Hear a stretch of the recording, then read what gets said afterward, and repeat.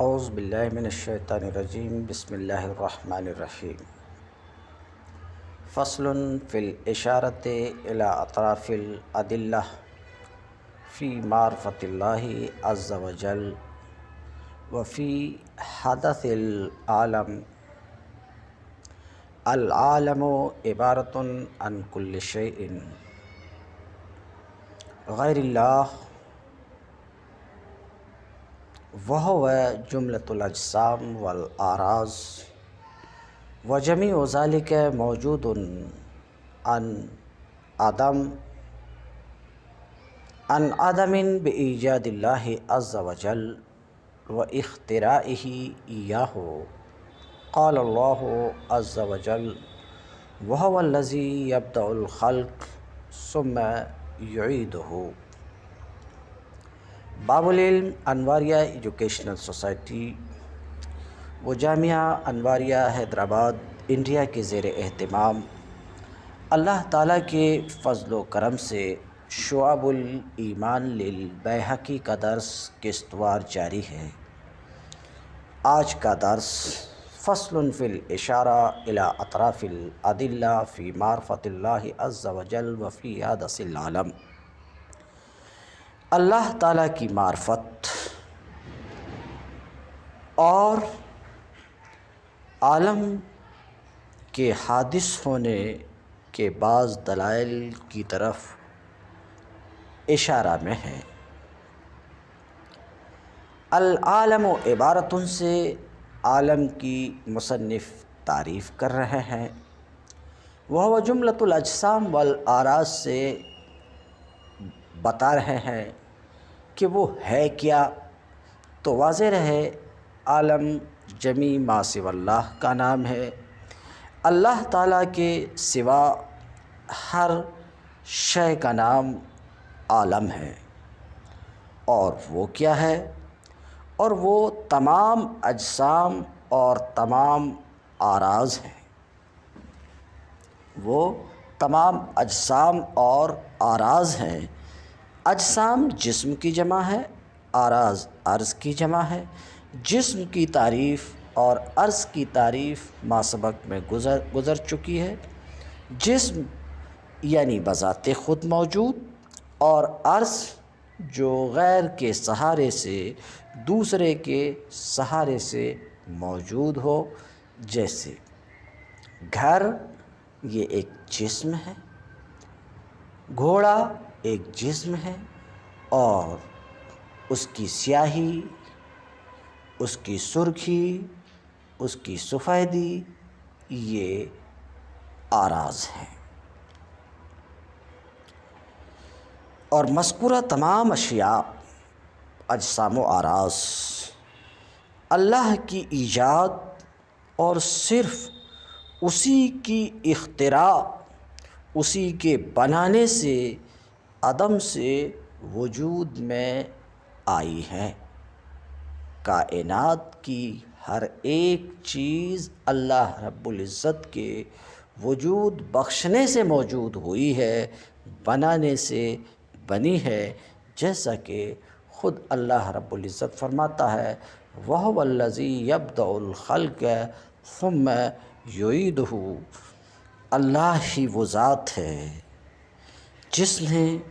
وہ اللہ ہی ہے جس نے مخلوق کو پہلی بار پیدا کیا، ہمیں اور آپ کو پہلی بار پیدا کرنے والا اللہ ہے۔ پھر مر جانے کے بعد قیامت کے دن دوبارہ اٹھانے والا، دوبارہ پیدا کرنے والا بھی اللہ ہی ہے۔ وَهُوَ الَّذِي يَبْدَأُ الْخَلْقَ ثُمَّ يُعِيدُهُ۔ وسئل نبینا صلی اللہ علیہ وسلم عن بدء هذا الامر فقال كان الله ولم يكن شيء غيره ثم ذكر الخلق۔ نبی کریم صلی اللہ علیہ وسلم سے پوچھا گیا، ہمارے پیارے نبی کریم صلی اللہ علیہ وسلم سے اس کائنات کی پہلی تخلیق کے بارے میں پوچھا گیا، تو آپ نے ارشاد فرمایا کیا ارشاد فرمایا؟ کان اللہ ولم یکن شیء غیرہ ثم ذکر الخلق، اللہ تعالیٰ موجود تھا اور علاوہ اس کے کچھ بھی نہیں تھا، پھر آپ نے مخلوق کا ذکر فرمایا۔ فَإِنْ قَالَ قَائِلٌ فَهَلْ فِي الْعَقْلِ دَلِيلٌ عَلَى حَدَثِ الْأَجْسَامِ؟ قیل نعم وقد وجدنا الأجسام لا تنفك عن الحوادث المتعاقبة عليها كالاجتماع والافتراق والسكون والحركة والألوان والطعوم والأرائح وما لا ينفك من الحوادث۔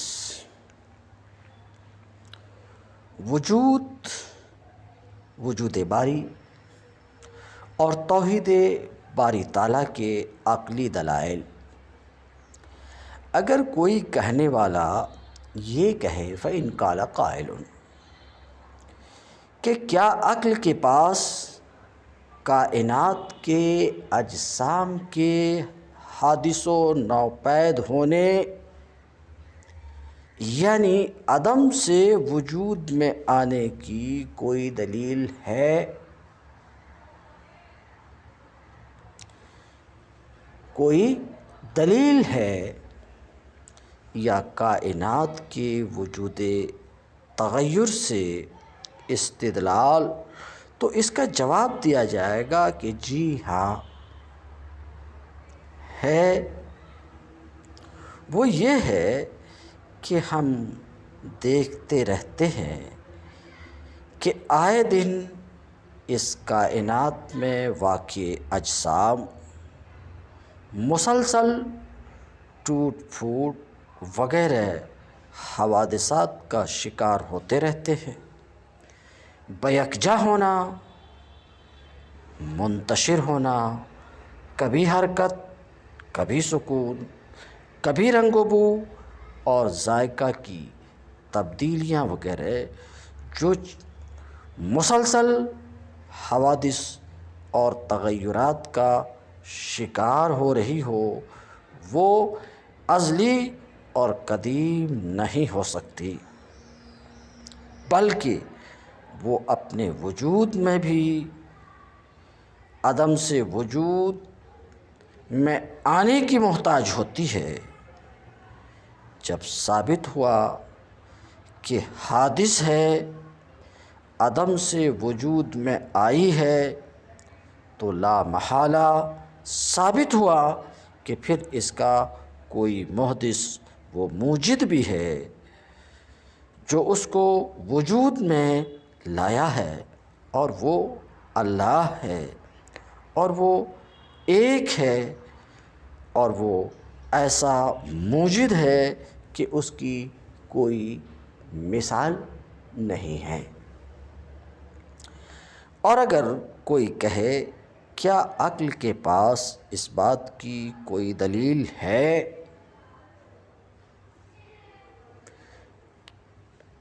کہ اعراض یعنی وہ چیزیں جو مستقل اور بذات خود موجود نہیں بلکہ کسی دوسری شے کے ساتھ قائم ہیں،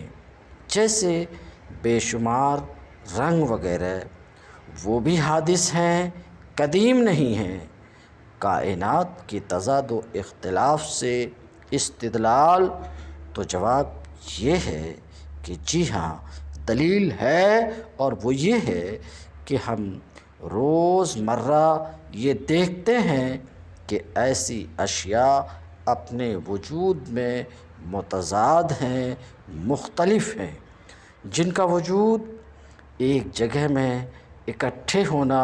سب کا ممکن نہیں ہے۔ اس سے یہ ثابت ہوا کہ ان میں سے بعض کو باطل کر دیں گے، اور جس چیز پر باطل ہونا درست ہو اور ممکن ہو وہ حادث ہوتی ہے، کیونکہ قدیم ہمیشہ سے ہوتا ہے اور اس پر عدم صحیح نہیں ہوتا، لہٰذا اس سے ثابت ہوا کہ تمام اعراض حادث ہیں۔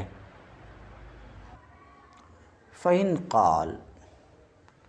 فَهَلْ فِيهِ دَلِيلٌ عَلَىٰ أَنَّ الْحَوَادِثَ لَا بُدَّ لَهَا مِن مُحْدِثٍ، اگر کوئی کہے کہ کیا کائنات میں حوادث، واقعات،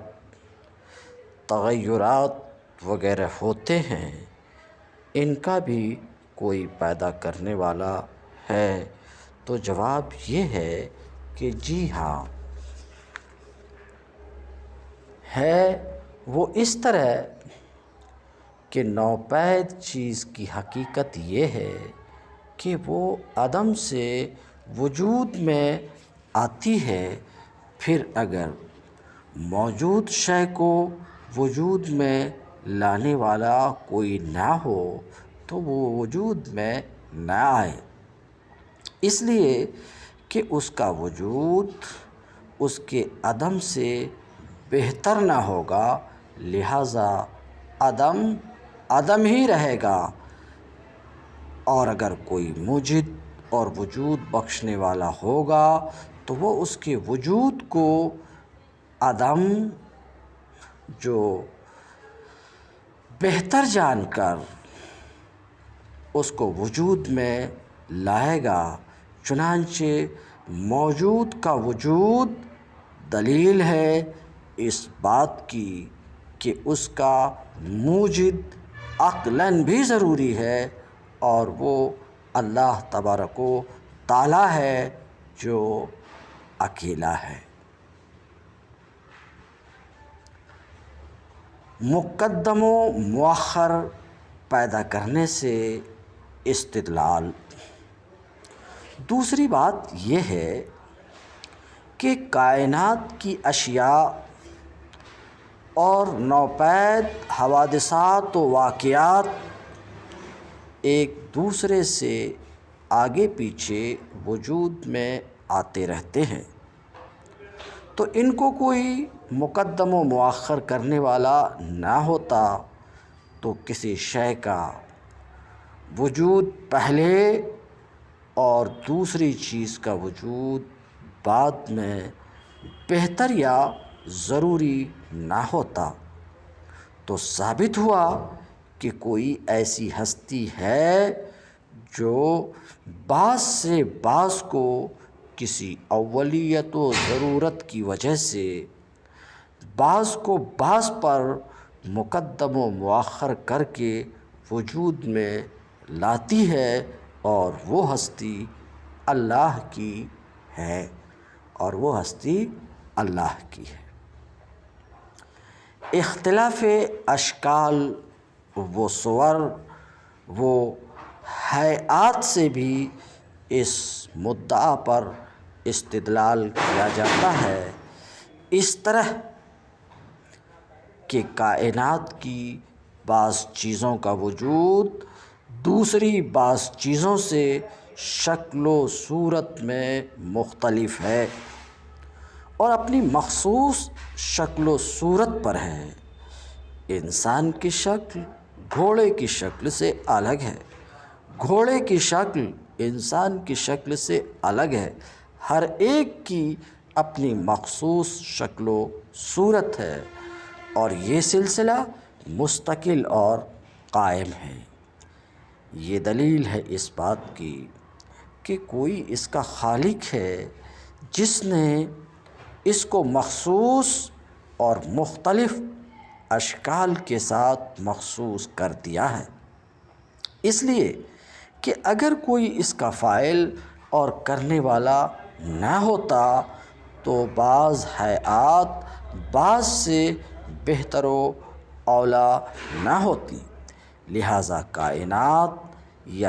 یک رنگ یک شکل ہوتی یا سرے سے نہ ہوتی، لہٰذا کوئی ایسی ذات ہے جس نے اشکال و ہیئات کی موجودہ تخصیص کو ضروری اور بہتر جان کر ایسا کیا ہے، وہی اللہ تعالیٰ ہے دوسرا کرنے والا کوئی نہیں۔ وَكَذَلِكَ وُجُودُ بَعْضِهِ عَلَى بَعْضِ الْهَيْئَاتِ الْمَخْصُوصَةِ يَدُلُّ عَلَى جَاعِلٍ خَصَّهُ بِتِلْكَ لَوْلَاهُ لَمْ يَكُنْ بَعْضُ الْهَيْئَاتِ أَوْلَى مِنْ بَعْضٍ لِأَنَّ نُشَاهِدُ الْأَجْسَامَ يَنْتَقِلُ أَسْبَابُهَا وَتَتَبَدَّلُ أَحْوَالُهَا، فَلَوْلَا أَنَّ مُنَقِّلًا نَقَلَهَا لَمْ يَكُنْ انتقالها أَوْلَى مِنْ بَقَائِهَا عَلَيْهَا۔ انتقال اسباب و احوال سے توحید باری پر مصنف استدلال کرتے ہوئے کہتے ہیں، اسی طرح یہ بات بھی ہے کہ ہم مشاہدہ کرتے رہتے ہیں کہ اجسام کے اسباب منتقل ہوتے اور ان کے احوال تبدیل ہوتے رہتے ہیں۔ اگر ان کو کوئی منتقل کرنے والا نہ ہوتا جو منتقل کرتا تو کائنات کی اشیاء کا منتقل ہونا نہ ہونے سے بہتر نہ ہوتا، لہٰذا کائنات میں جمود ہوتا، تبدیلی اور انتقال کا تسلسل نہ ہوتا۔ اس میں دلیل ہے اس بات پر کہ یہ سلسلے کسی ایسی ذات سے مربوط اور وابستہ ہیں جو اس میں نقل و تبدیلی کا ذمہ دار ہے، اور یہ کائنات اپنے اس تغیر و تبدیلی میں محتاج ہے اس کی جو اس کو بدلے اور اپنی مرضی کی تبدیلی لائے۔ وہی اللہ ہے جو اکیلا ہے۔ تخلیق انسانی کے مختلف مراحل پر غور و فکر کرنے سے وجود باری پر استدلال۔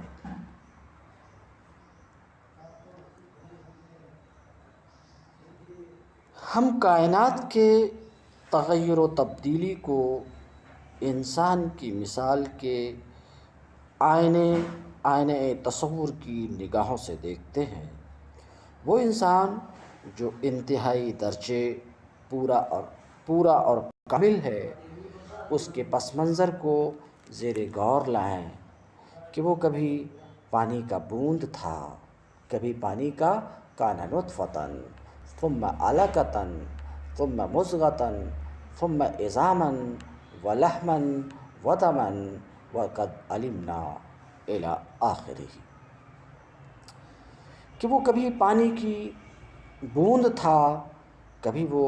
خون کی پھٹکی تھا، کبھی وہ گوشت کا لتھڑا یا بوٹی تھا،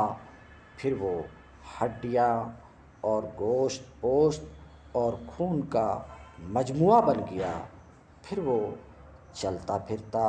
کھاتا پیتا، بھاگتا دوڑتا، ہنستا مسکراتا، کام کاج کرتا، بے شمار امور انجام دیتا انسان بن گیا۔ تو ہم نے اس پورے منظر و پس منظر میں انسان کو جب دیکھا تو یقین آ گیا کہ یہ انسان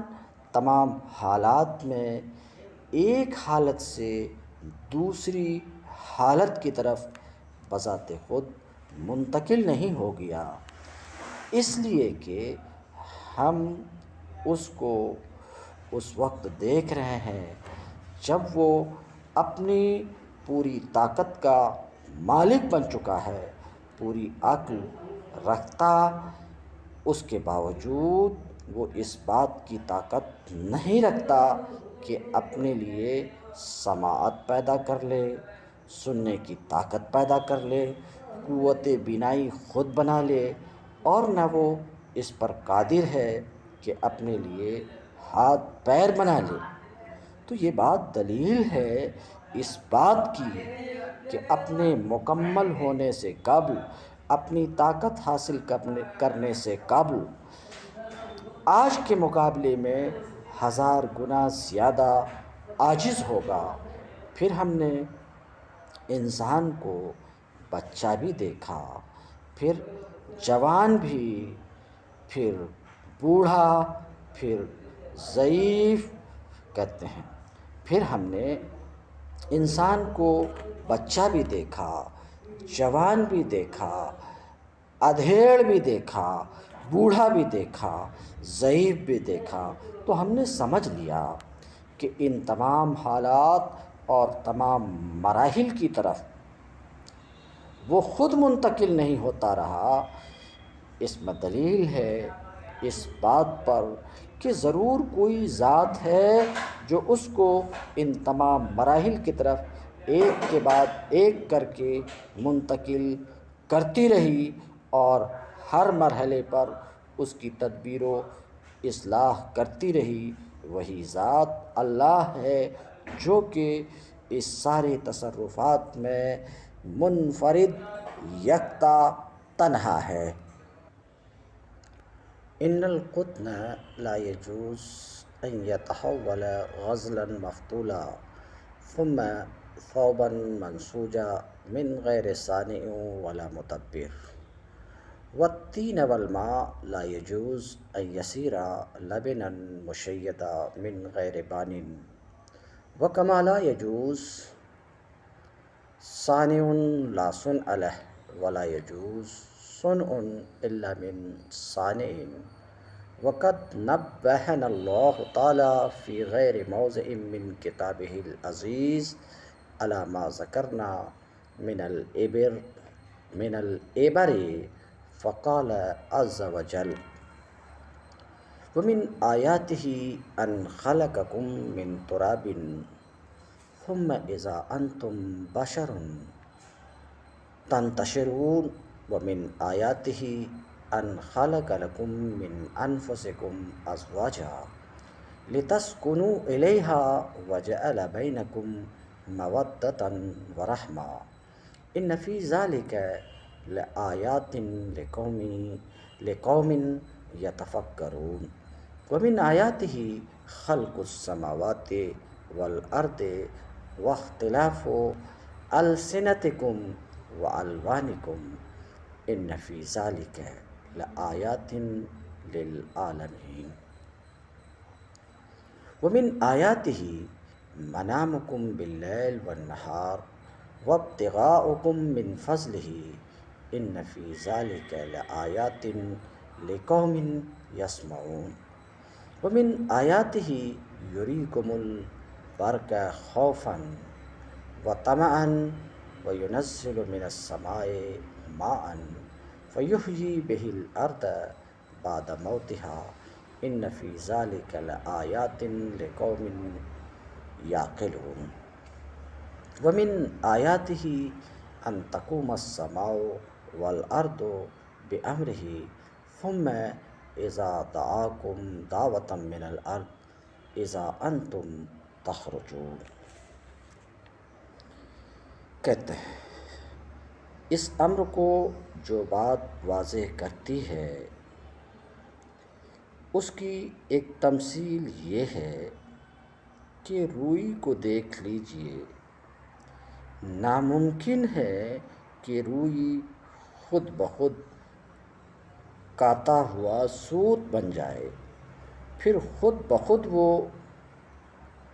بنا ہوا کپڑا بن جائے بغیر کسی بنانے والے کے اور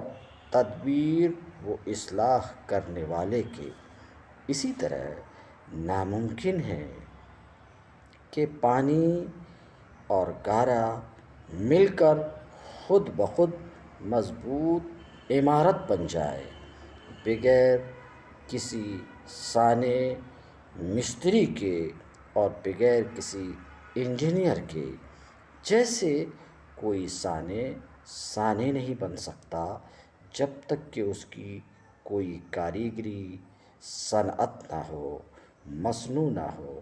جیسے کوئی مصنوع چیز سانے کے بغیر ممکن نہیں ہے، اسی طرح یہ کائنات بھی بغیر سانے کے مصنوع نہیں ہو گئی، بغیر موجد کے وجود میں نہیں آ گئی، بغیر خالق کے مخلوق نہیں ہو گئی، بلکہ اس کا سانے موجد خالق ہے اور وہ اکیلا اللہ ہے۔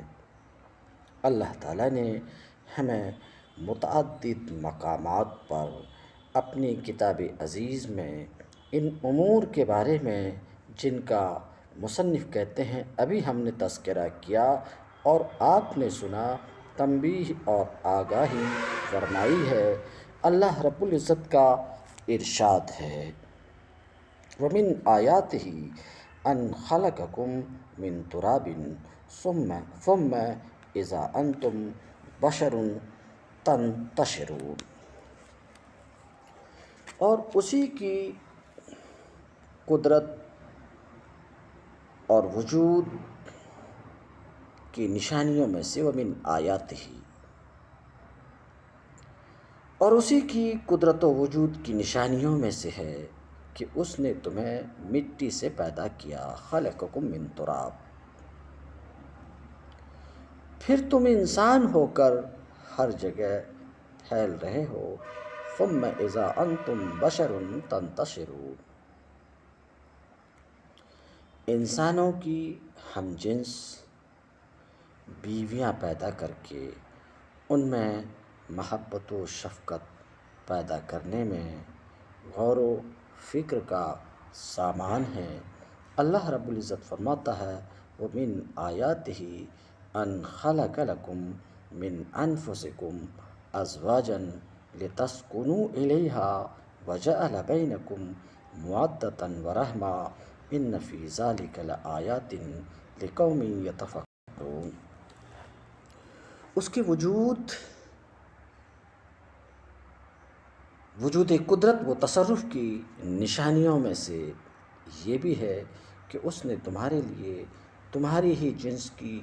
عورتیں پیدا کی، تاکہ تم ان کی طرف مائل ہو کر آرام حاصل کرو، اور اسی نے تمہارے درمیان محبت اور مہربانی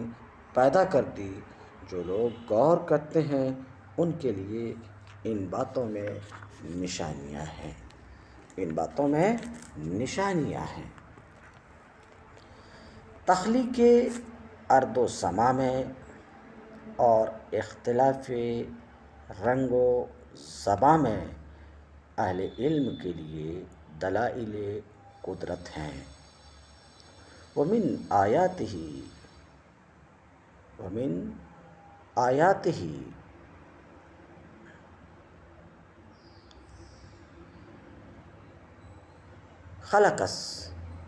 خلق السماوات والأرض واختلاف ألسنتكم وألوانكم إن في ذلك لآيات للعالمين۔ اور اسی کی وجود قدرت و تصرف کے دلائل میں سے ہے پیدائش آسمانوں اور زمین کی، اور اختلاف تمہاری زبانوں کا اور رنگوں کا،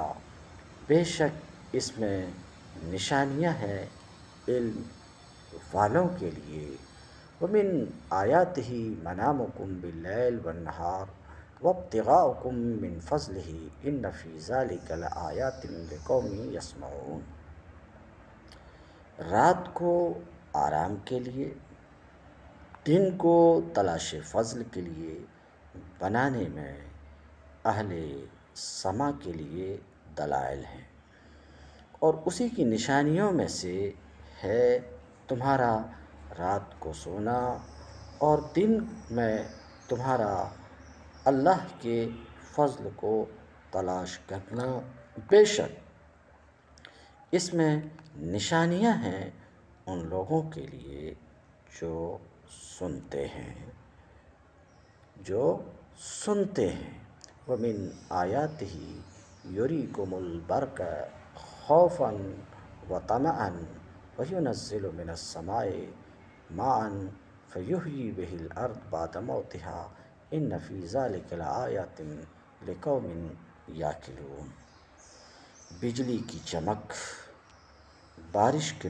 نزول، دھرتی کی آبادی کی تفصیلات میں اہل عقل کے لیے دلائل ہیں۔ اسی کی قدرت کی نشانیوں میں سے ہے کہ وہ تمہیں دکھاتا ہے ڈر اور امید کے لیے، دکھاتا ہے ڈر اور امید کے لیے، اور وہی نازل کرتا ہے آسمان سے پانی، پھر وہ زندہ کرتا ہے اس کے ذریعے زمین کو اس کے ویران ہونے کے بعد۔ بے شک اس میں نشانیاں ہیں ان لوگوں کے لیے جو عقل رکھتے ہیں۔ ارض و سما کا قیام اللہ کے حکم سے ہے۔ زمین میں مدفون انسان اللہ کے بلانے پر نکل کھڑے ہوں گے، جیسا کہ اللہ رب العزت فرماتا ہے وَمِنْ آیَاتِهِ أَن تَقُومَ السَّمَاءُ وَالْأَرْضُ بِأَمْرِهِ ثُمَّ إِذَا دَعَاكُمْ دَعْوَةً مِّنَ الْأَرْضِ إِذَا أَنْتُمْ تَخْرُجُونَ۔ اس کی نشانیوں میں سے ہے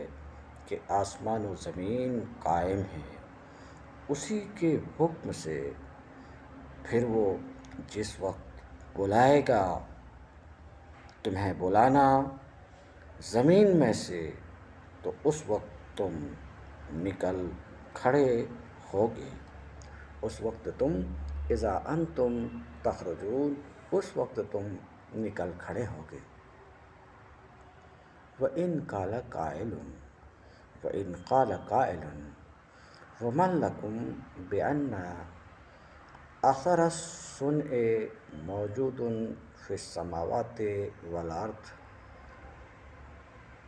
قَالَ الْحَلِيمِ رحمہ اللہ تعالی قِیلَ لَهُ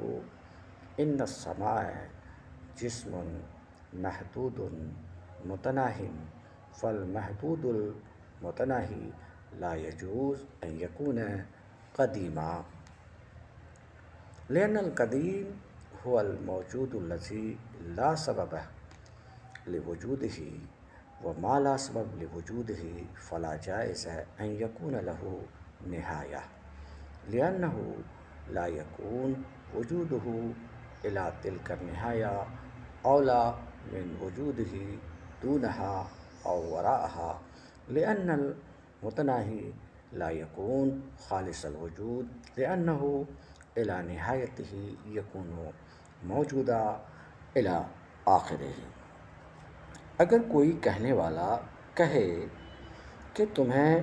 یہ کس نے بتایا کہ ارض و سما میں،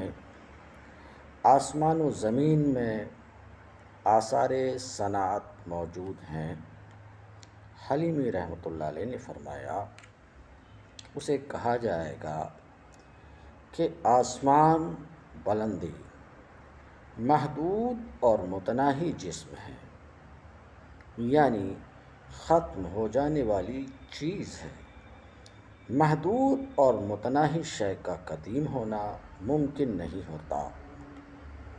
اس لیے کہ قدیم وہ موجود ذات ہے جس کے وجود کا کوئی سبب نہیں، اور جس کے وجود کا سبب نہیں اس کے لیے یہ جائز نہیں کہ اس کی انتہا ہو، اس لیے کہ اس کا وجود اس انتہا تک اولا نہیں ہوگا، اس کے بعد غیر ضروری نہیں ہوگا، اور اس لیے بھی کہ متناہی خالص الوجود نہیں ہوتا، اس لیے کہ وہ اپنی حد اور انتہا تک تو موجود ہوتا ہے، پھر اپنی انتہا کے بعد معدوم ہو جاتا ہے، جبکہ قدیم کبھی معدوم نہیں ہوتا۔ لہٰذا یہ بات درست ہوئی کہ متناہی یعنی انتہا رکھنے والے کے لیے ممکن نہیں کہ وہ قدیم ہو، جبکہ آسمان متناہی ہے، اور جب متناہی ہے اس کی حد بھی ہے، انتہا بھی ہے، تو ثابت ہوا کہ وہ قدیم نہیں ہے، وہ قدیم نہیں ہے۔ اگر یہ کہا جائے کہ اس بات کی کیا دلیل ہے کہ آسمان متناہی ہے اور اس کی انتہا ہے، اگر ایسا کچھ کہا جائے، فَإِنْ قِيلَ مَا الدَّلِيلُ عَلَىٰ أَنَّهَا مُتَنَاهِيَةٌ قِيلَ الدَّلِيلُ عَلَىٰ ذَلِكَ أَنَّهَا متناهية عيانا من الجهة التي تلينا، فدل ذلك على أنها متناهية من الجهة التي لا نراها ولا نشاهدها، لأن تناهيها من هذه الجهة قد أوجب أن لا يكون ما يلينا منها قديما موجودا إلا بسبب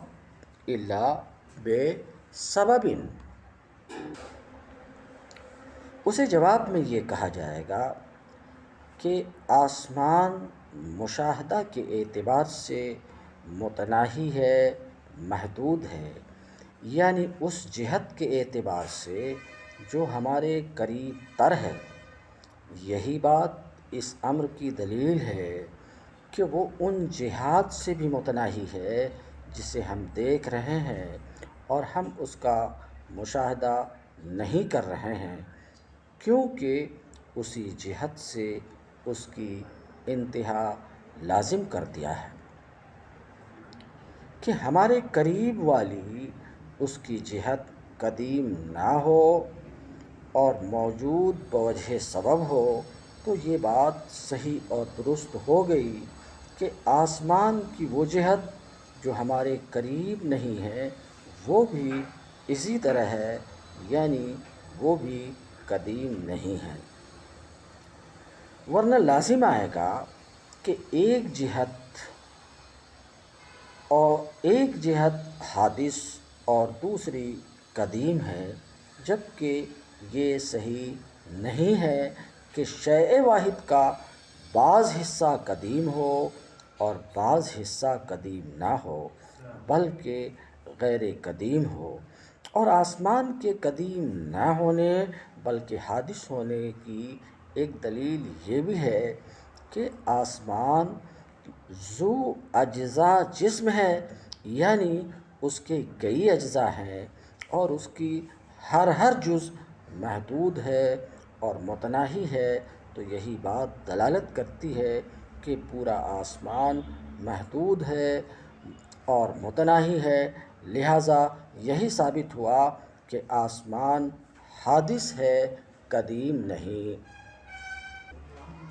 ثم ساق الكلام إلى أن قال وما قلته في السماء فهو في الأرض مثله وأبين، لأن أجزاء الأرض تقبل في العيان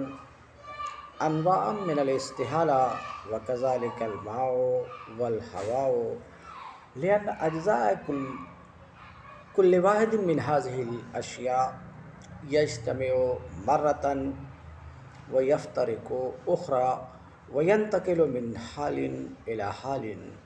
فصار حكمها حكم غيرها من الأجسام التي ذكرنا في الحاجة۔ پھر حلیمی رحمۃ اللہ علیہ نے بات کو آگے چلاتے ہوئے یہاں تک کہا کہ میں نے آسمان کے حادث ہونے کے بارے میں جو کچھ کہا ہے، زمین کے بارے میں بھی بالکل اسی طرح بات ہے، بلکہ اس سے بھی زیادہ واضح ہے، اس لیے کہ زمین کے اجزاء تو مشاہدتاً تبدیلی کو قبول کرتے ہیں، اس لیے وہ بھی حادث ہے، قدیم کسی طرح بھی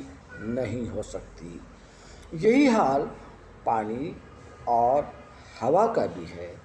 اس لیے کہ دونوں کے اجزاء جمع بھی ہوتے ہیں اور بکھرتے بھی ہیں اور ایک حالت سے دوسرے کی طرف بدلتے بھی ہیں، لہٰذا ان کا حال بھی ان تمام دیگر اجسام والا ہوا جن کا ہم نے ذکر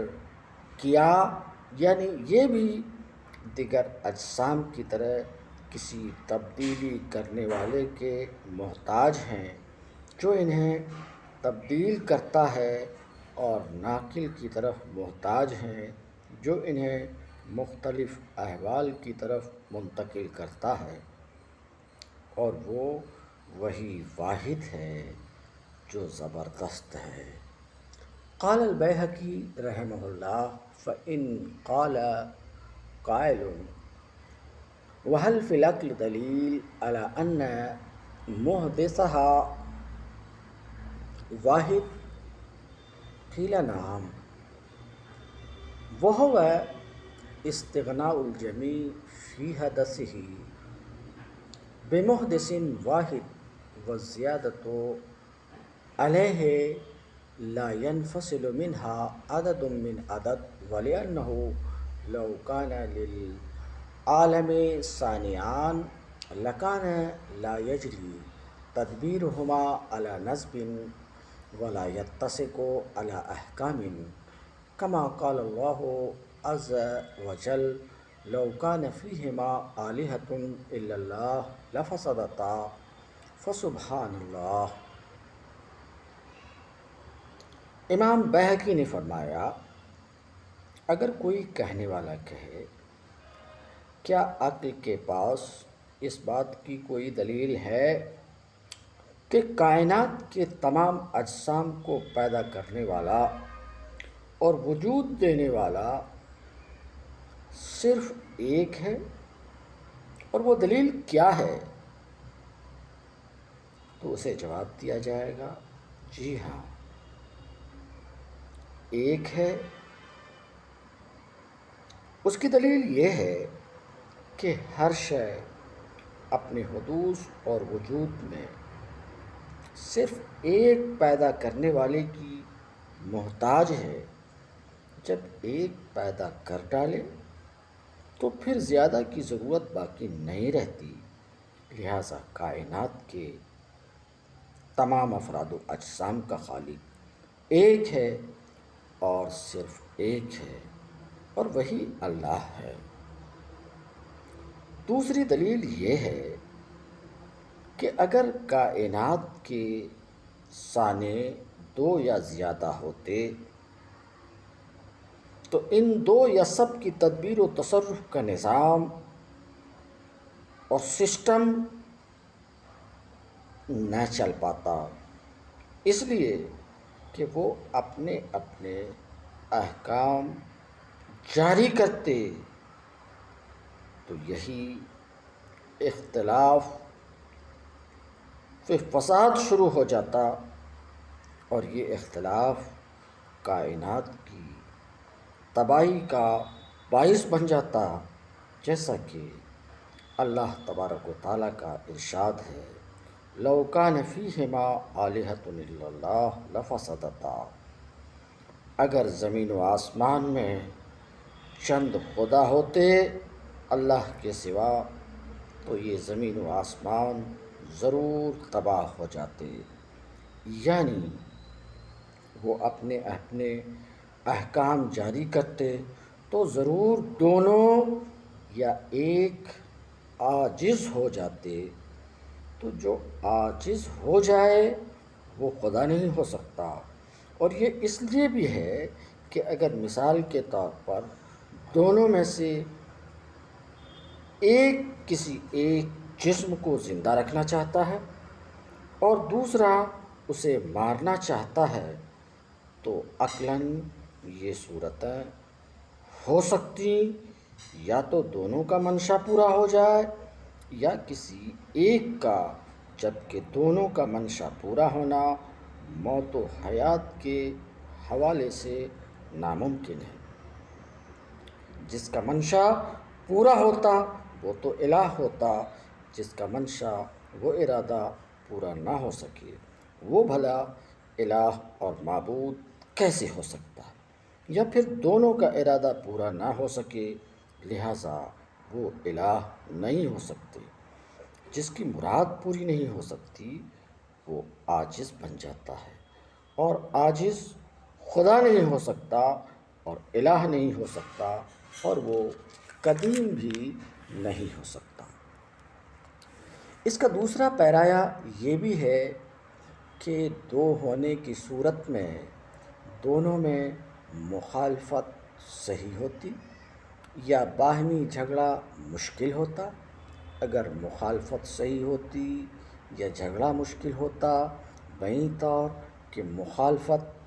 صحیح ہوتی تو جس کی مراد وہ ارادہ، جس کا ارادہ پورا نہ ہوتا تو وہ قہر و جبر سے موصوف ہوتا، لہٰذا وہ الہ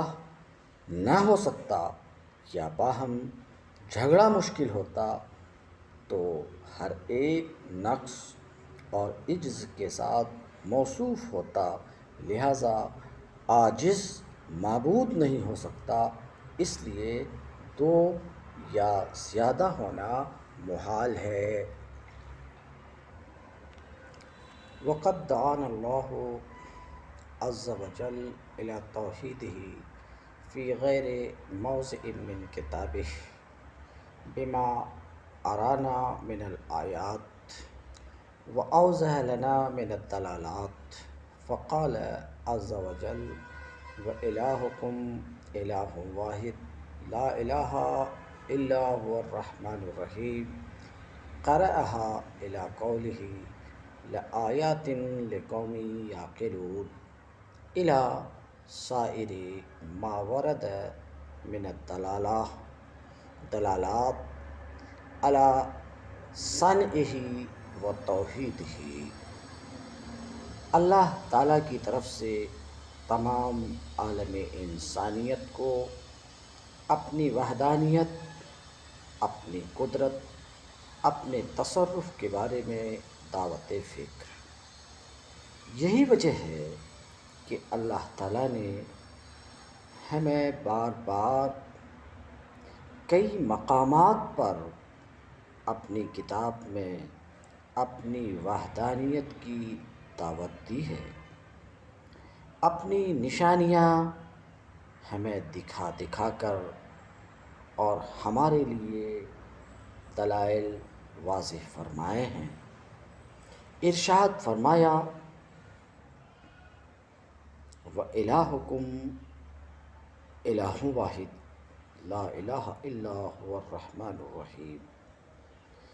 إِنَّ فِي خَلْقِ السَّمَاوَاتِ وَالْأَرْضِ وَاخْتِلَافِ اللَّيْلِ وَالنَّهَارِ وَالْفُلْكِ الَّتِي تَجْرِي فِي الْبَحْرِ بِمَا يَنفَعُ النَّاسَ وَمَا أَنزَلَ اللَّهُ مِنَ السَّمَاءِ مِن مَّاءٍ فَأَحْيَا بِهِ الْأَرْضَ بَعْدَ مَوْتِهَا وَبَثَّ فِيهَا من كل دابة وتصريف الرياح والسحاب المسخر بين السماء والأرض لآیات لقوم یعقلون، سورہ بقرہ آیت نمبر 163-64۔ اور اس آیت پر 5-6 درس پیشتر بھی میں گفتگو کر چکا ہوں۔ اور تمہارا معبود ایک ہی معبود ہے، نہیں کوئی عبادت کے لائق مگر وہی، بڑا مہربان نہایت رحم والا ہے۔ بے شک آسمانوں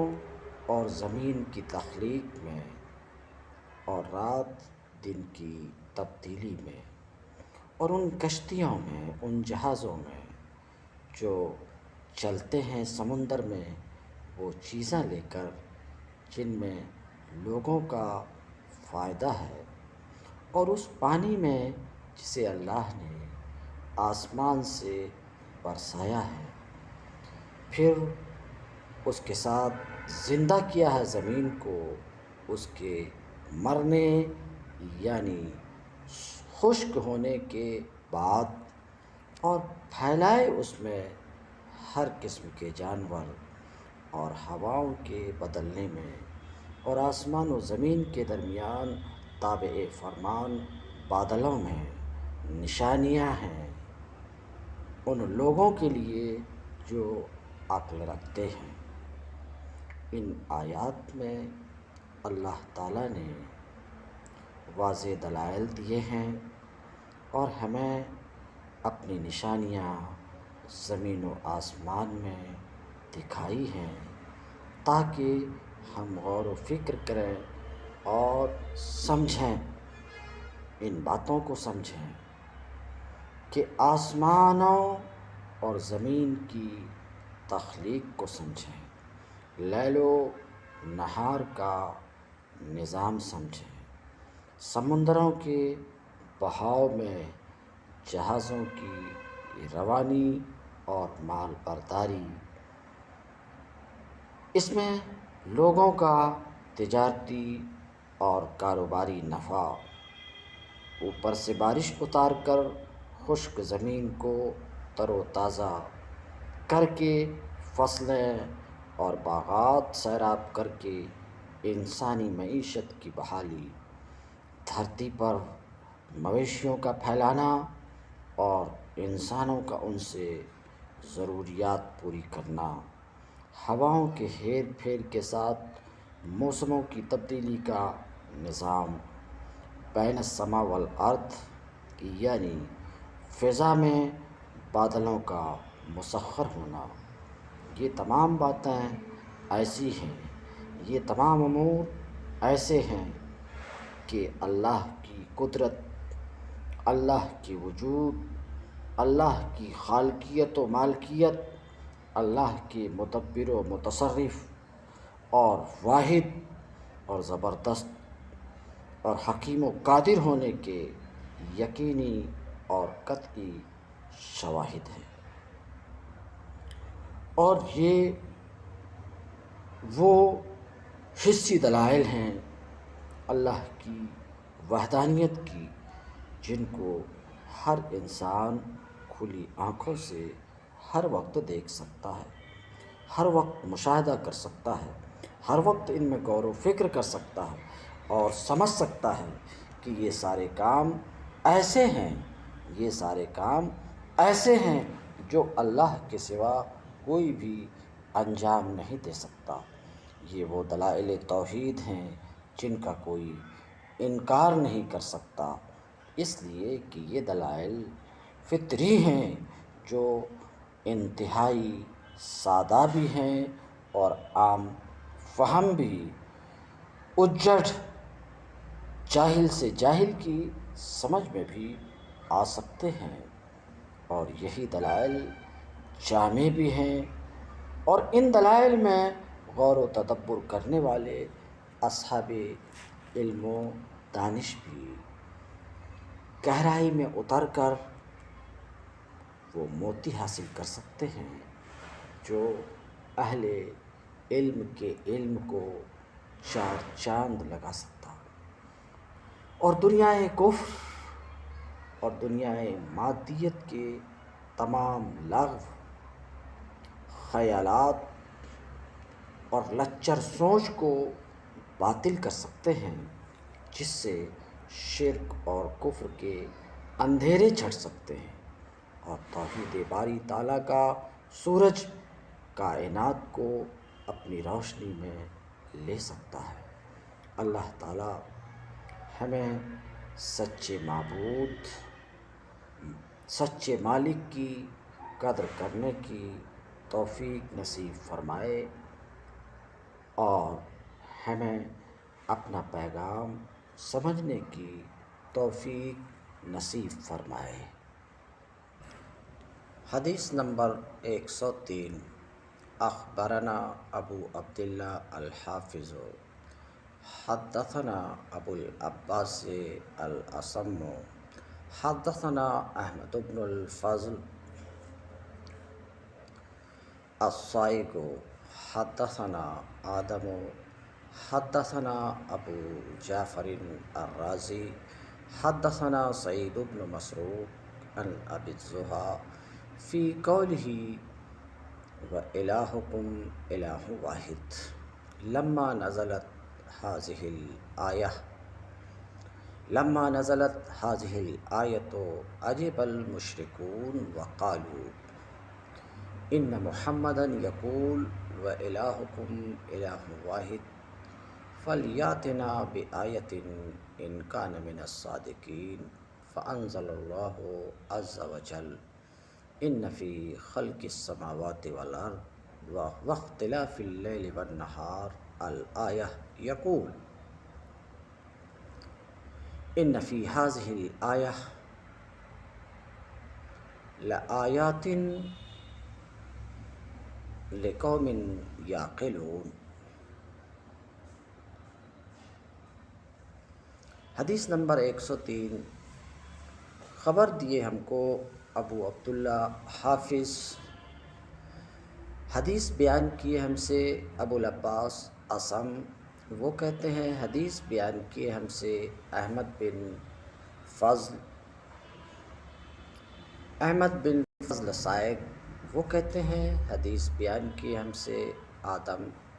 وہ کہتے ہیں حدیث بیان کی ہم سے ابو جعفر رازی، وہ کہتے ہیں حدیث بیان کی ہم سے سعید بن مسروق، وہ روایت کرتے ہیں ابو الزحا سے اللہ تعالیٰ کے اس قول کے متعلق وَإِلَٰهُكُمْ إِلَٰهٌ وَاحِدٌ، اور تم سب کا خدا بس ایک ہے۔ کہتے ہیں لما نزلت هذه الآیہ، جب یہ آیت نازل ہوئی، عجب المشرکون، تو مشرکین کو حیرت ہوئی، اور عالم حیرت میں مشرکین نے کہا، کیا کہا؟ ان محمدً یقول، یقیناً محمد صلی اللہ علیہ وسلم فرماتے ہیں کہ تم سب کا خدا بس ایک ہے، فلیاتنا بآیہ، تو سب کا خدا ایک ہے، اس سلسلے میں ان کو ہمارے پاس کوئی دلیل لانا چاہیے اگر محمد اپنے اس قول میں سچے ہیں۔ فأنزل اللہ عز وجل، تو اس وقت اللہ رب العزت نے، اللہ عز وجل نے یہ آیت نازل فرمائی، ان فی خلق السماوات والارض واختلاف اللیل والنہار، ابھی تھوڑی دیر پہلے یہ آیت گزر چکی ہے۔ کہتے ہیں ان فی ہذہ الآیات، یقیناً ان آیات میں لآیات لقوم یعقلون، بہت سی نشانیاں ہیں، بہت دلائل ہیں ان لوگوں کے لیے جو عقل سے کام لیتے ہیں، ان لوگوں کے لیے جو عقل سے کام لیتے ہیں۔ حدیث نمبر 104۔ حدثنا ابو عبداللہ الحافظ اخبرنی محمد بن یوسف الدقیقی قال وجدت فی کتاب للشافعی رحمہ اللہ فیا عجبا کیف یوصل الہ ام کیف یجہدہ جاہدو وللہ فی کل تحریکۃ و تسکینۃ ابدا شاہدو وفی کل شیء لہ آیہ